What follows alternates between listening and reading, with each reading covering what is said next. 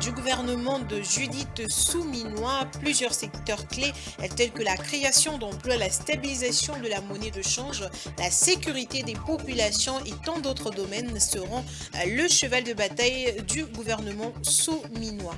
Et puis, ouverture dans la ville de Lubumbashi de l'édition 2024 de DRC Mining Week, une rencontre annuelle qui rassemble des miniers. Vous aurez de plus amples détails avec notre envoyé spécial à Lubumbashi, Dieudonné Boinali. C'était là les titres, mesdames, messieurs, bonsoir et bienvenue dans ce journal. Je l'ai dit en titre, le gouvernement de la République démocratique du Congo, piloté par la première ministre Judith Souminois, investit ce mardi 11 juin au Palais du Peuple, siège du Parlement congolais, après la présentation et la défense de son programme d'action devant la représentation nationale, suivi d'un débat en plénière. Ce programme prendra appui sur les priorités du projet de société du président Félix Antoine Tshisekedi, résumé à travers les engagements tels que la création d'emplois, la protection du pouvoir d'achat des ménages en stabilisant le taux d'échange, la sécurité des populations et de leurs biens, la poursuite de la diversification de l'économie, l'accès aux services sociaux de base et le renforcement de l'efficacité des services publics. Restons toujours dans le même chapitre, investiture du gouvernement souminois. La première ministre, accompagnée de l'ensemble de son équipe, a présenté ce mardi son programme de gouvernance chiffré à 92 milliards de dollars pour 5 ans, donc 18 milliards de dollars par an. Ce chiffre suscite plusieurs réactions dans le pays, mais aussi dans les milieux scientifiques. Suivez ce récit de Fiston Oleko.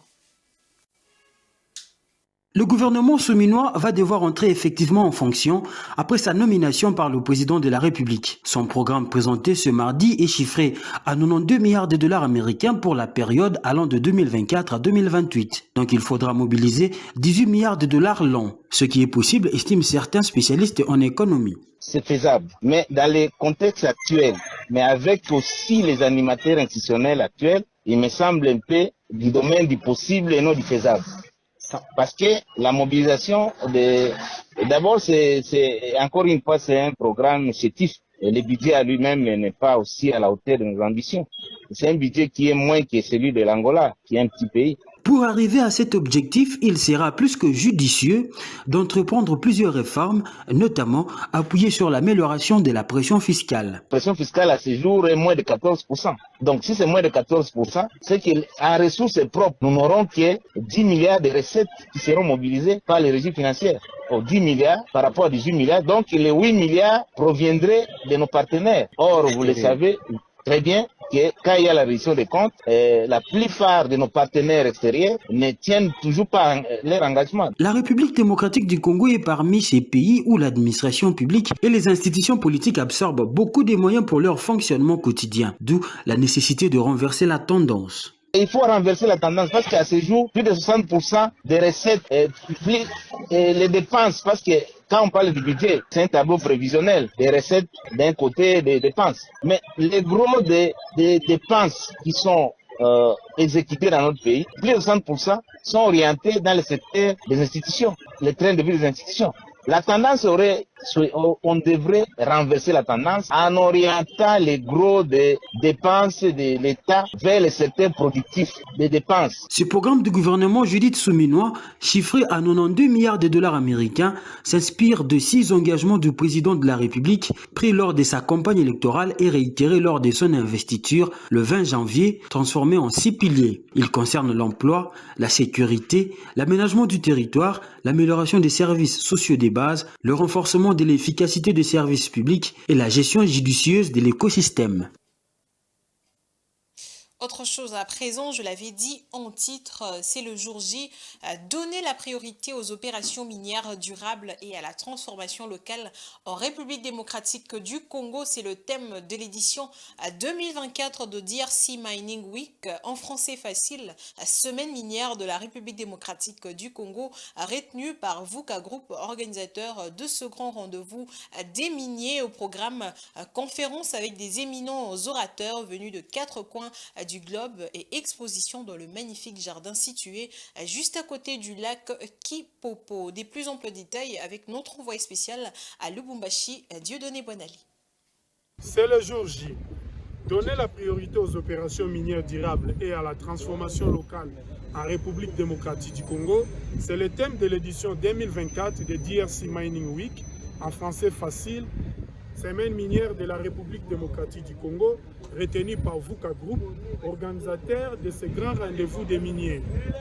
Au programme, conférence dans le chapiteau de Pullman Caravia de Lubumbashi, avec des éminents orateurs venus des 4 coins du globe et exposition dans le magnifique jardin situé juste à côté du lac Kipopo. Pendant 2 jours, soit du 12 au 14 juin 2024, Lubumbashi, chef-lieu de la province qui préfère du Haut-Katanga, sera la capitale minière de la République démocratique du Congo. DRC Mining Week 2024 sert de plateforme pour les leaders de l'industrie, les experts, les partenaires clés pour se réunir, partager des idées et forger des solutions innovantes. Cet événement annuel rassemble des professionnels influents de plus de 45 pays, favorisant ainsi la collaboration entre les acteurs locaux et internationaux. La DRC Mining Week joue un rôle crucial dans la présentation et l'exploration des vastes opportunités d'investissement que la RDC offre à la communauté minière mondiale. Le décor est déjà planté, comme vous pouvez le voir sur ces images d'illustration. Les chefs d'entreprise minières de premier plan sont attendus ici dans la capitale qui préfère. Rendez-vous demain pour l'ouverture. Depuis Lubumbashi, Dieudonné Bouanali pour Géopolis Télévision.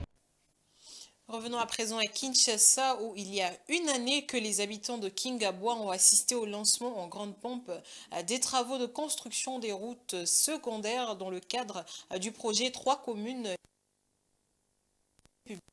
Après un début prometteur, tout ou presque tout s'est arrêté d'ici près de 6 mois. Les habitants de ce coin de Kinshasa sont tombés dans le désespoir. Domomat et Giscard Timba nous proposent à ce propos un mini-dossier. Des promesses ont été faites, des échéances annoncées, mais la réalité a rapidement démenti les discours optimistes. La modernisation des 6 avenues secondaires de Kingabwa, vaste quartier de la commune de Limete, pour un total de 10 km, passe à ce jour pour une désillusion près d'une année après le lancement des travaux en grande pompe par les autorités, dont le ministre d'État reconduit des infrastructures, Alexis Guissaro.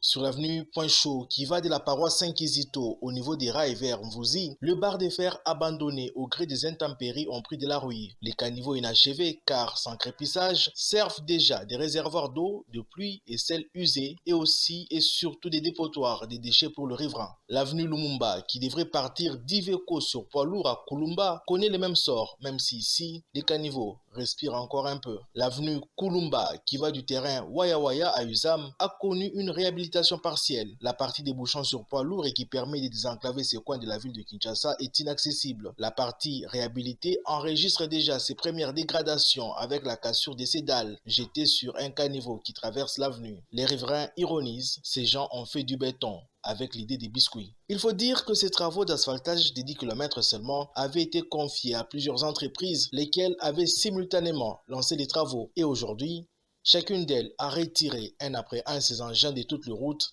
sauf sur l'avenue Opoté, où l'on peut encore en apercevoir 2. L'avenue Lumumba n'évolue pas.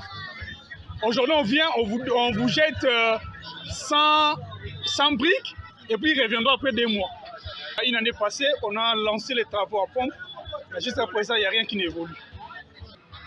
Jusqu'aujourd'hui, ils ont des travaux ils ont salamate pour corrompre et puis sobana Kingabwa par rapport il y a autorité na biso ya Kingabwa. Pourtant, si ces routes sont rendues praticables, elles pourraient désengorger poids lourds en proposant une deuxième voie pour relier Massina à Limete.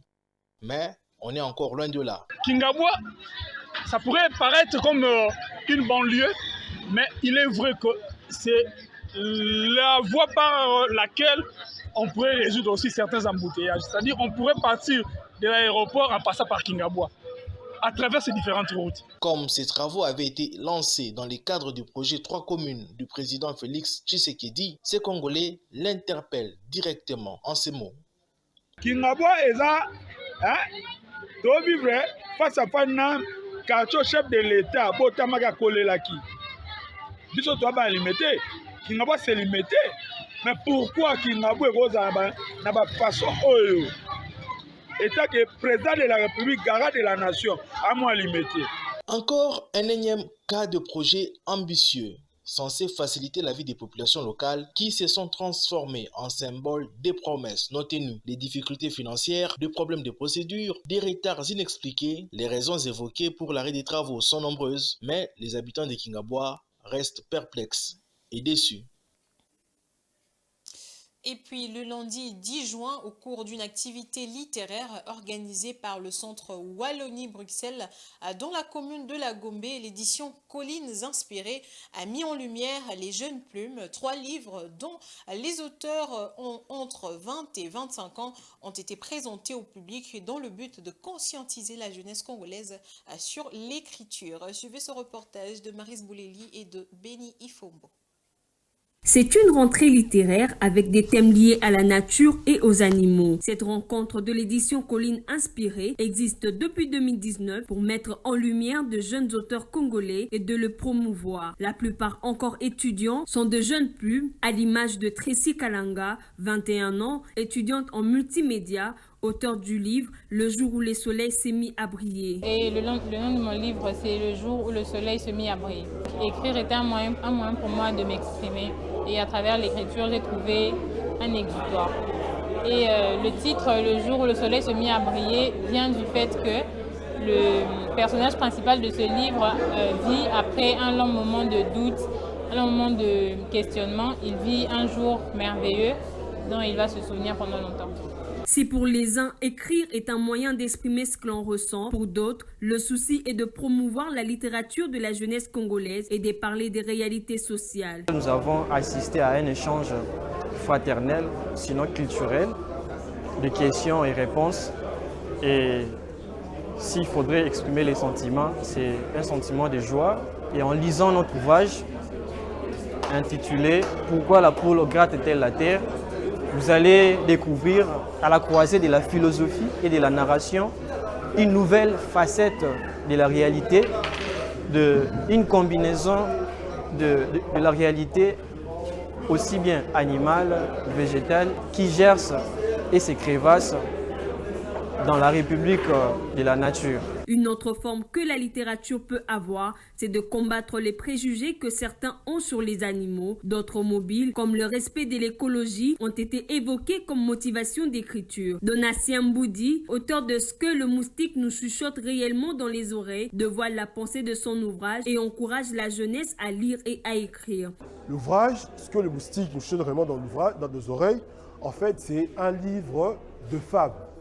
Lorsqu'on parle de fables, le genre fable, c'est un récit imaginaire fictif dans lequel on dégage des leçons à travers la personnification des animaux.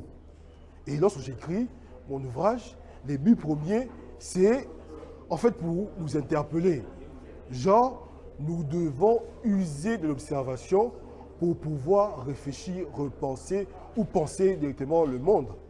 Et à travers la pensée, nous arriverons à apporter une pierre dans l'édification de notre société pour le bien de tous, pour le bien de nous-mêmes.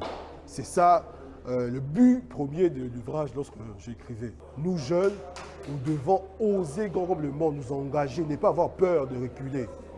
Oser, moi j'ai osé avec la littérature, chacun dans son domaine doit oser pour qu'il y ait l'avènement d'un pays que nous rêvons, d'un monde que nous rêvons tous, un monde radieux et merveilleux. Merci beaucoup. La littérature vise à éduquer, à communiquer des pensées, à influencer et même à séduire. Elle peut également sauver l'environnement. Parlons sport, l'épilogue de la Coupe du Congo de football 2023-2024 approche à l'issue des quarts de finale bouclés le vendredi 31 mai et le samedi 1er juin dernier. 4 équipes se battent pour succéder au Daring Club Motema Pembe. Le double tenant du titre, ces demi-finales auront lieu ce mercredi 12 juin 2024 au stade Tata Raphaël Blescuzola. dans la surface. On connaît les deux affiches du dernier carré de la 58e édition de cette compétition nationale. Deux équipes se sont qualifiées en demi-finale après la séance fatidique de tirs au but.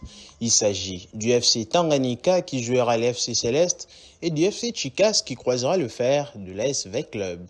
Après avoir éliminé le Daring Club Motema Pembe, l'FC Tanganyika a réédité les mêmes exploits face à l'OC Renaissance du Congo. La formation de Kalemi a battu la team Orange de Kinshasa au tir au but 3 tirs contre 0 après un match nul d'un but partout au temps réglementaire.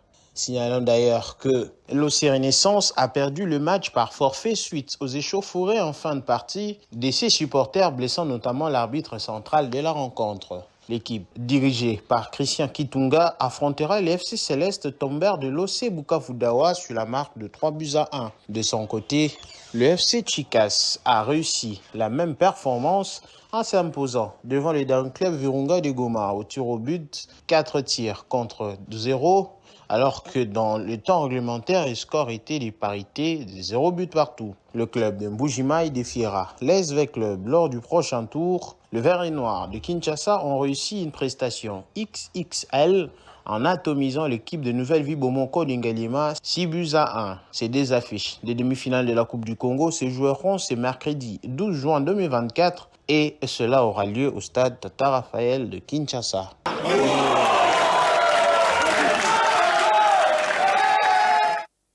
Madame, Messieurs, l'actualité c'est aussi au-delà de nos frontières. Place à la page internationale.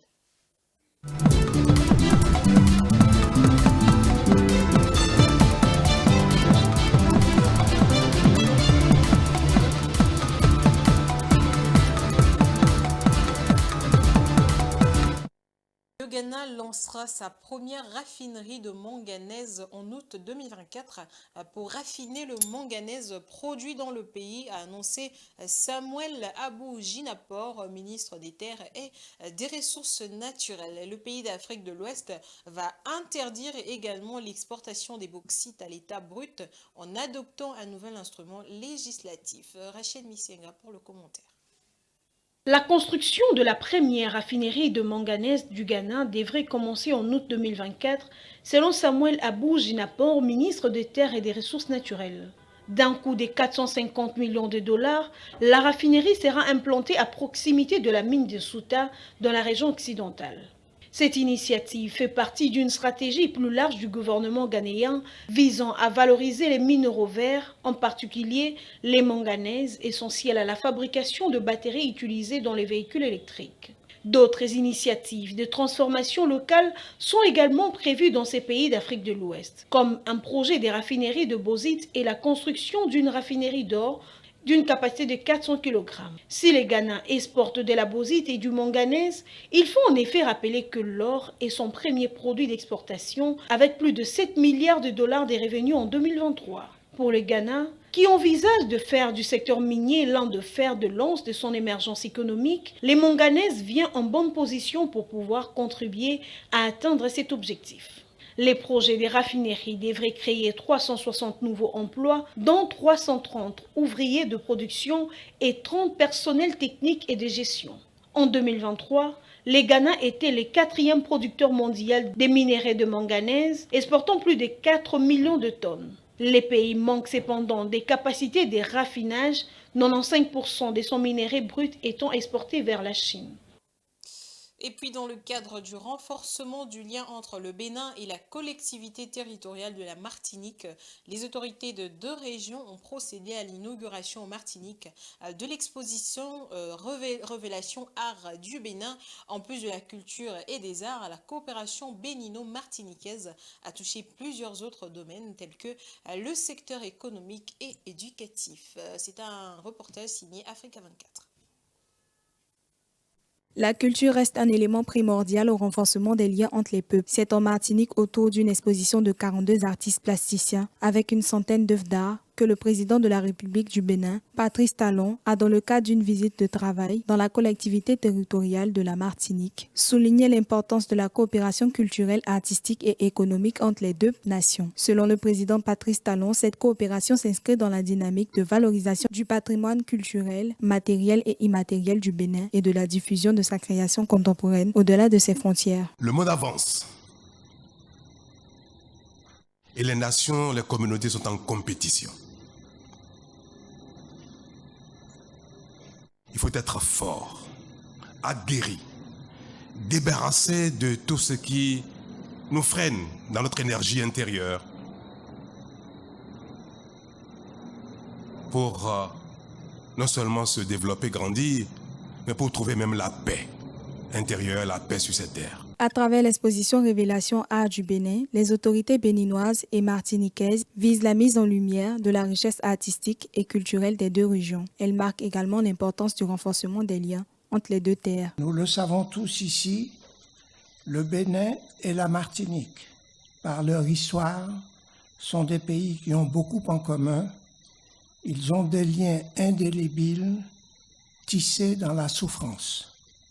Inutile de vous dire, mesdames et messieurs, le plaisir et l'honneur que j'éprouve ce soir à procéder aux côtés du président Patrice Talon à l'inauguration de cette exposition qui, par sa beauté et sa densité, fera date à la Martinique. Selon le ministre béninois du Tourisme, de la Culture et des Arts, Jean-Michel Abimbola, cette exposition, qui est le fruit de la collaboration culturelle entre le pays d'Afrique de l'Ouest et la collectivité territoriale martiniquaise, démontre le savoir-faire et le savoir-être des deux peuples. L'exposition Révélation, Art du Bénin, dont nous inaugurons aujourd'hui le vernissage, appartient à ces moments uniques.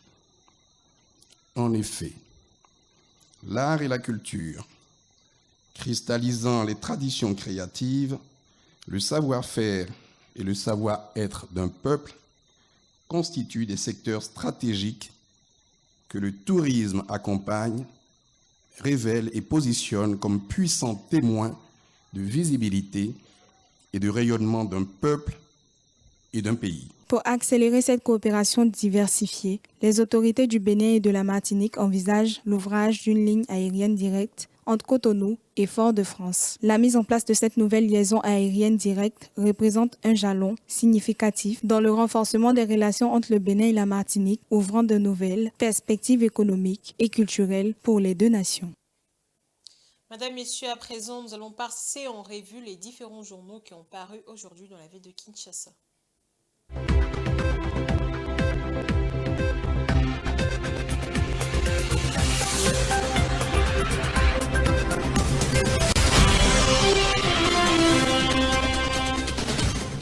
Madame, Messieurs, bonsoir et bienvenue à cette revue de presse. Au sommaire de journaux parus dans la ville de Kinshasa, c'est mardi 11 juin 2024. La prospérité titre Judith Souminoa Toulouka, le grand oral attendu aujourd'hui. Devant la représentation nationale, la première ministre Judith Souminoa Toulouka présente ce mardi 11 juin 2024 le programme quinquennal de son équipe gouvernementale.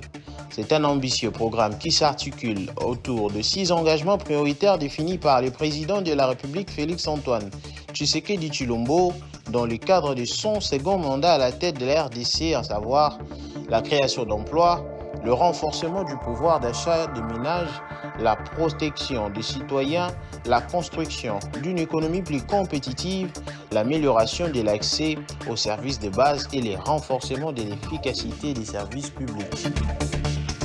Pour sa part, Info 27 dit que le moment a été très attendu pour observer l'effectivité du fonctionnement de l'exécutif national. C'est alors que la première ministre Judith Souminoa Toulouka fera son grand oral à l'Assemblée nationale, un événement crucial visant à obtenir l'investiture de son gouvernement. Cette étape symbolique revêt d'une importance stratégique pour la République démocratique du Congo, car elle marque le début d'une nouvelle ère politique après la brillante réélection de Félix Tshisekedi à la présidence du pays. Le programme d'action ambitieux présenté par la chef du gouvernement est évalué à 92,6 milliards sur une période de 5 ans, reflétant une vision audacieuse et des objectifs clairs visant à relever les défis socio-économiques majeurs.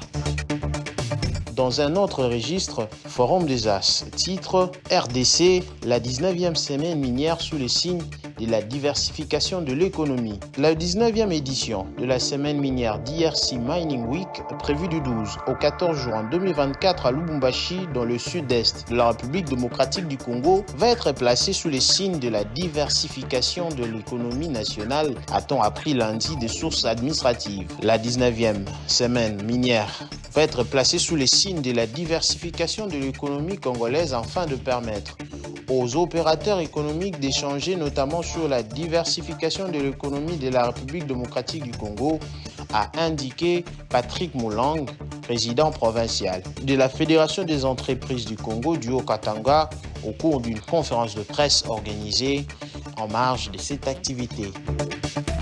Fin de cette revue de presse, au revoir.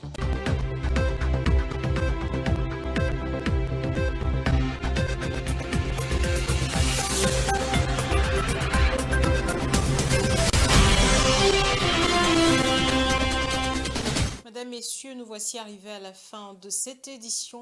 Quant à moi, je vais vous rappeler les différents titres. Investiture ce mardi 11 juin à la Chambre basse du Parlement du gouvernement Judith Souminois à plusieurs secteurs clés tels que la création d'emplois, la stabilisation de la monnaie de change, la sécurité des populations et tant d'autres domaines seront le cheval de bataille du gouvernement Souminois.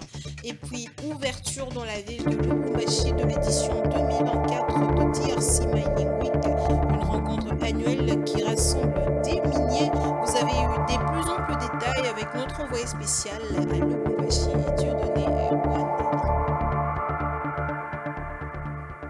Ce journal est complètement terminé. Merci à vous de l'avoir suivi. Au revoir.